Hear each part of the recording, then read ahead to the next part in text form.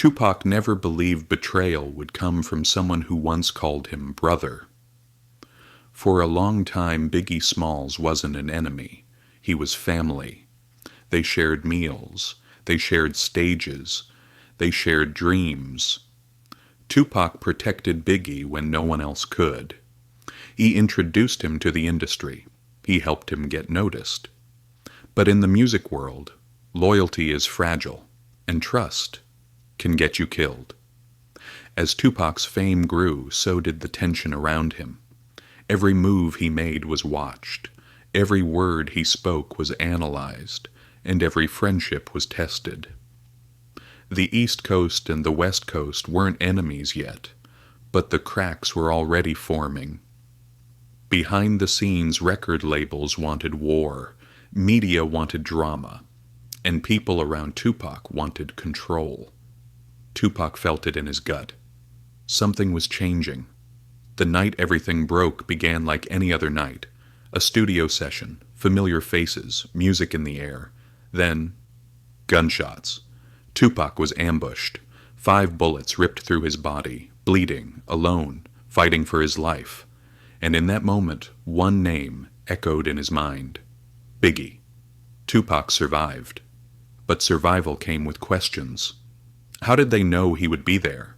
Who gave them the location? Why did no one warn him? In the hospital, Tupac waited for a call, for a visit, for a sign of loyalty. It never came. That silence hurt more than the bullets. From that moment on, Tupac believed one thing. He had been set up. Whether it was true or not didn't matter anymore. The damage was done. Trust was broken. And once Tupac lost trust, he became dangerous. The street started talking. Rumors spread. Names were whispered. East Coast, West Coast. What was once friendly competition turned into open hostility. Biggie denied everything. He said he had nothing to do with it. But Tupac didn't believe him. Pain has a way of changing how you see the world, and Tupac was drowning in pain. The music changed. His lyrics became sharper, more aggressive, more personal. He wasn't just rapping anymore. He was accusing. Every verse felt like a warning. Every song sounded like a threat. People around him noticed the shift. This wasn't the poetic Tupac. This was something darker. Anger consumed him. Paranoia followed him everywhere. He trusted fewer people. He slept with one eye open, and then came the trial. Tupac was arrested again. This time the charges were devastating: sexual assault. The media destroyed him. Headlines painted him as a monster. Friends disappeared.